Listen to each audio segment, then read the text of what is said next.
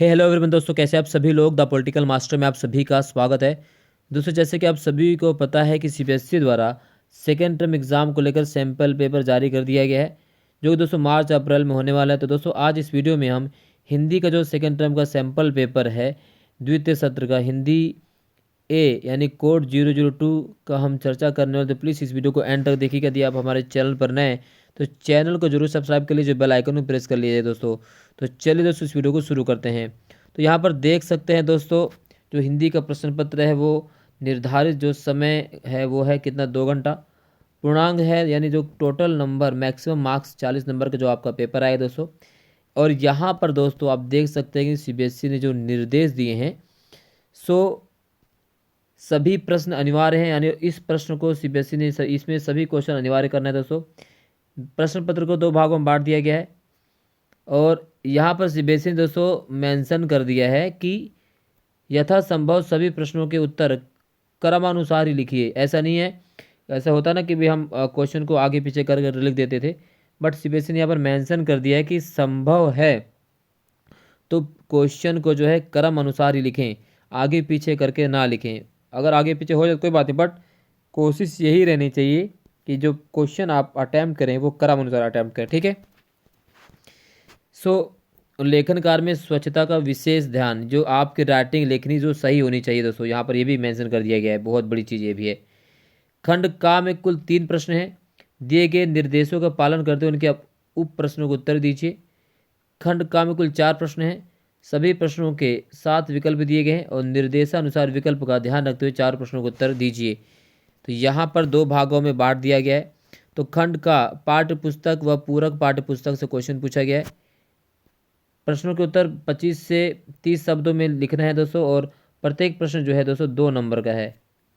Father कामिल Bulcke संकल्प से सन्यासी थे, मन से नहीं।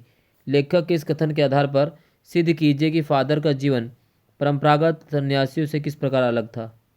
क्वेश्चन नंबर 2 पूछा गया है, फादर की उपस्थिति लेखक को देवदार की छाया के समान क्यों लगती थी। पाठ के आधार पर सिद्ध कीजिए। प्रश्न नंबर 3 गा जो है, क्या सनक सकारात्मक भी हो सकती है। सकारात्मक सनक की जीवन में क्या भूमिका हो सकती है। सटीक उदाहरणों के द्वारा अपने विचार प्रकट कीजिए। ठीक इसी प्रकार से क्वेश्चन पूछा गया है कि लखनवी अंदाज शीर्षक की सार्थकता तर्क सहित सिद्ध कीजिए। प्रश्न नंबर 2 निम्नलिखित प्रश्नों में से किन्हीं 30 प्रश्नों का उत्तर 25 से 30 शब्दों में लिखना है। ये भी प्रत्येक प्रश्न दोस्तों 2 नंबर का है। 3 क्वेश्चन है। उत्साह कविता के शीर्षक की सार्थकता को तर्क सहित स्पष्ट कीजिए।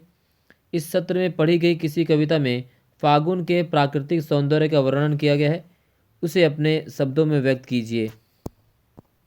गा इस सत्र में पढ़ी गई किसी कविता में इस सत्र में पढ़ी गई किस कविता में कोरी भावुकता ना होकर जीवन में संचित किए अनुभवों की अनिवार्य सीख है।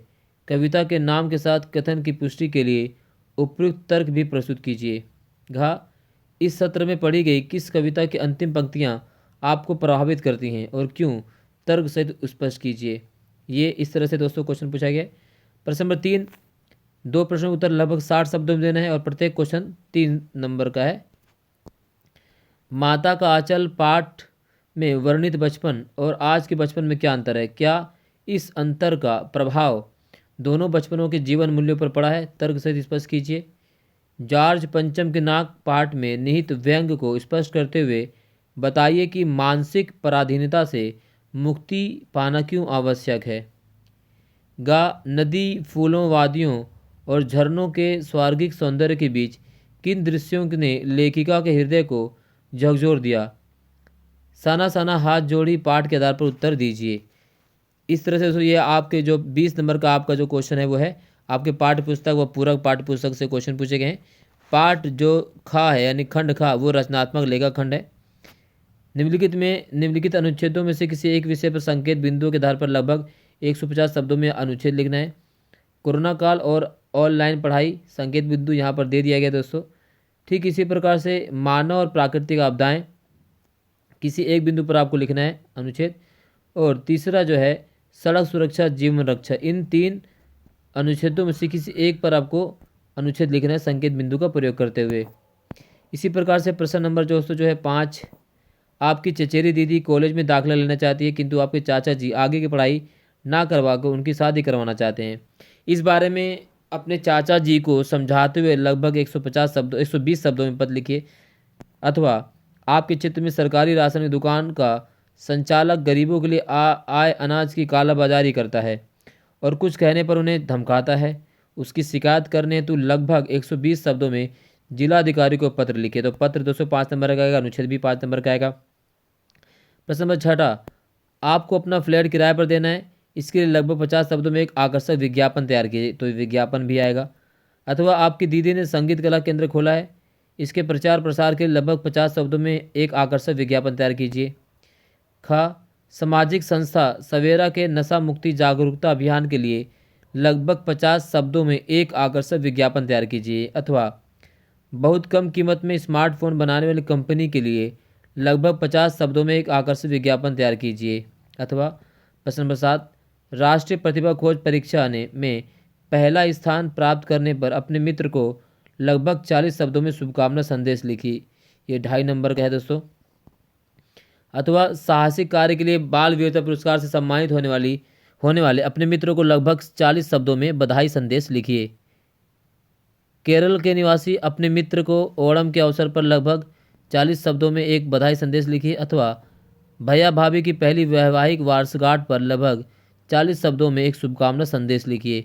तो ये दोस्तों आपका टोटल हिंदी का प्रति 10 प्रश्न पत्र टर्म 2 के लिए 7 क्वेश्चन आएंगे। 40 नंबर का टोटल प्रश्न पत्र है और सभी क्वेश्चन करना अनिवार्य है। और सीबीएसई ने ये भी यहाँ पे मेंशन कर दिया है कि यथासंभव हो कि क्वेश्चन जो आप प्रश्न हल करें वो दोस्तों क्रम अनुसार होना चाहिए और आपकी लेखनी स्वच्छ और साफ होनी चाहिए। यहाँ पर ये पूरी तरह से मेंशन कर दिया दोस्तों। तो प्लीज़ इस वीडियो को ज़्यादा से ज़्यादा मात्रा में शेयर कीजिए दोस्तों। वीडियो पसंद आए लाइक कीजिए, सब्सक्राइब कीजिए, शेयर कीजिए। बहुत बहुत धन्यवाद दोस्तों। जय हिंद।